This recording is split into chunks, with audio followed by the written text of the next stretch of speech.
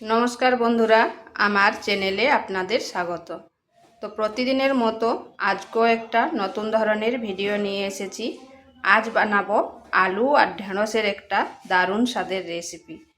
এটা গরম ভাত, রুটি, পরোটার সাথে খেতে দারুণ লাগে। তো চলুন দেখে নেওয়া যাক আমি কিভাবে এই রেসিপিটা রান্না করি।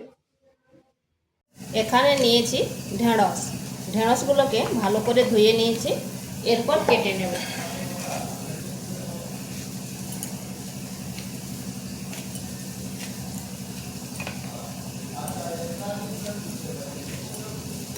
এভাবে একটু লম্বা লম্বা করে কেটে নিচ্ছি।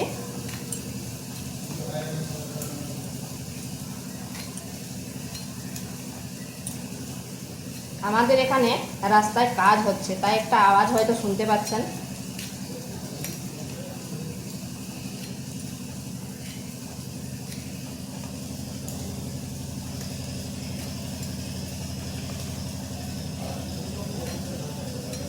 এইভাবে সমস্ত ঢেঁড়সগুলো কেটে নিচ্ছি।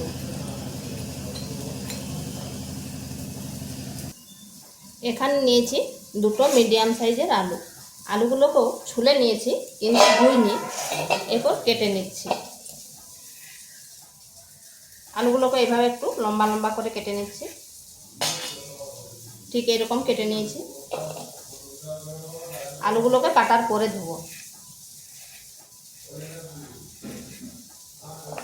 এগুলো আমার কাটা হয়ে গেছে।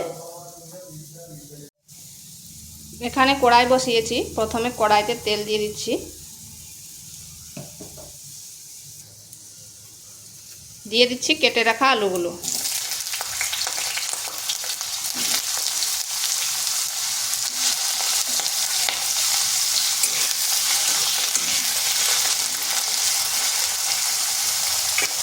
এটাকে ঢাকা দিয়ে 1 থেকে 1.5 মিনিট রেখে দিচ্ছি।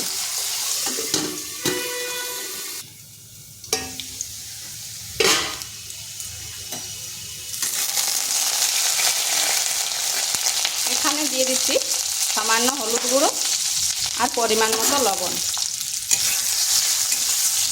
আলুটাকে একটু লাল লাল করে ভেজে নেব।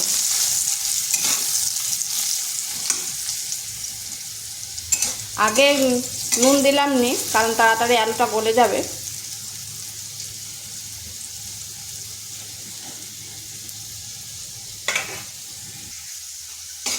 আলুগুলো ঠিক এরকম ভেজে নিয়েছি। এরপর এগুলোকে তুলে নিচ্ছি।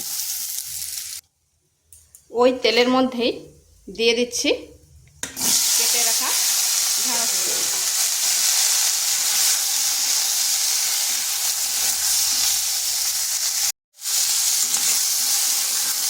ঢেঁড়সগুলো নেড়ে চেড়ে একটু হালকা ভেজে নেব। আর এখানে কিন্তু নুন দিব না। নুন দিলে ঢেঁড়সটা তাড়াতাড়ি নরম হয়ে যাবে, মানে গলে যাবে। আর এইভাবে নেড়ে চেড়ে এগুলোকে একটু ভেজে নিতে হবে। ঢেঁড়সটা দেখুন হালকা ভাজা হয়ে গেছে। এরপর দিয়ে দেবো পরিমাণ মতো নুন আর সামান্য একটু হলুদ গুঁড়ো। আর কিছুক্ষণ এইভাবে নেড়ে চেড়ে নিচ্ছি।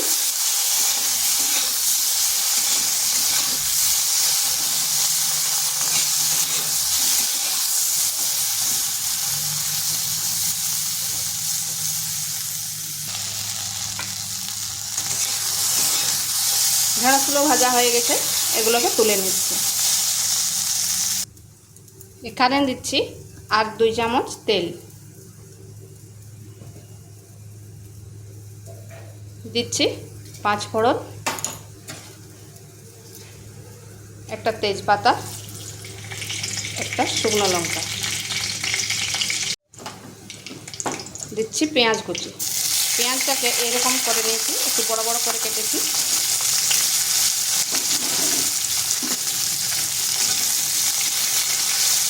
পেঁয়াজটাকে হালকা একটু ভেজে নিচ্ছি।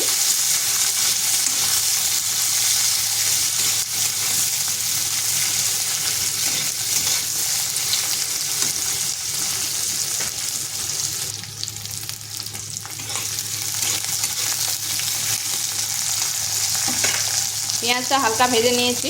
দিয়ে দিচ্ছি একটা টমেটো।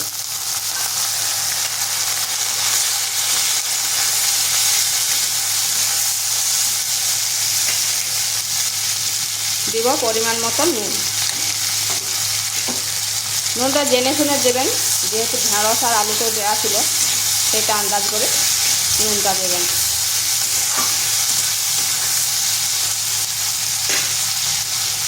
দিয়ে দিচ্ছি হলুদ গুঁড়ো, জিরে গুঁড়ো, ধনে গুঁড়ো আর লঙ্কার গুঁড়ো।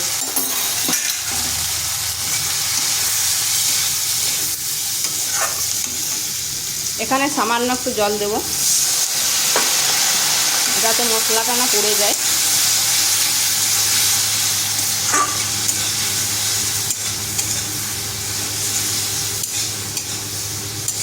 মশলাটা একটু কষে নিচ্ছি।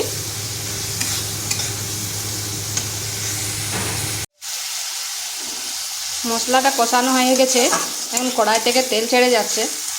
এরপর দিয়ে দিচ্ছি আলু আর ঢেঁড়সগুলো।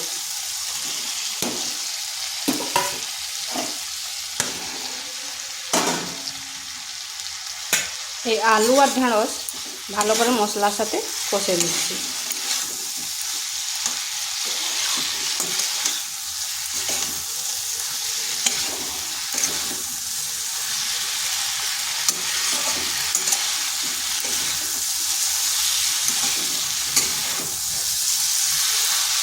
এটাকে একটু সময় ধরে কষে নিতে হবে যাতে মশলাটা ঢেঁড়সের মধ্যে ঢুকে যায়।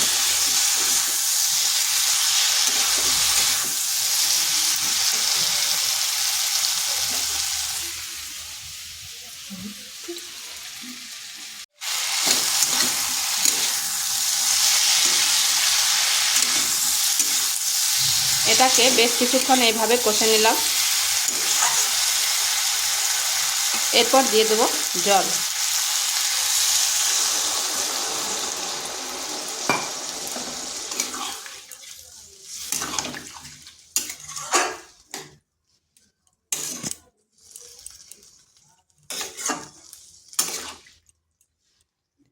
এটাকে ঢাকা দিয়ে 1 থেকে 1.5 মিনিট আবারও রেখে দিচ্ছি।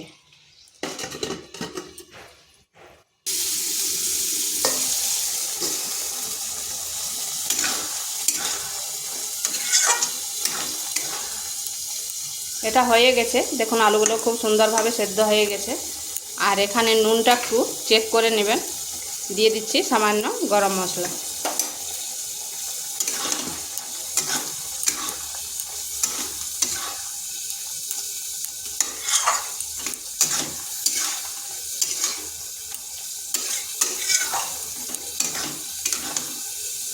তো এইভাবে একবার আলু ঢেঁড়সের রান্না করে দেখতে পারেন, খেতে দুর্দান্ত হয়। আর ভিডিওটা ভালো লাগলে লাইক, শেয়ার, কমেন্ট অবশ্যই করবেন। আর নিত্য নতুন রেসিপি পাওয়ার জন্য চ্যানেলটিকে সাবস্ক্রাইব করবেন। এটাকে আর শুকনো করব নি, ঠান্ডা হয়ে গেলে এটা টেনে যাবে। এরপর এটাকে নামিয়ে নিচ্ছি।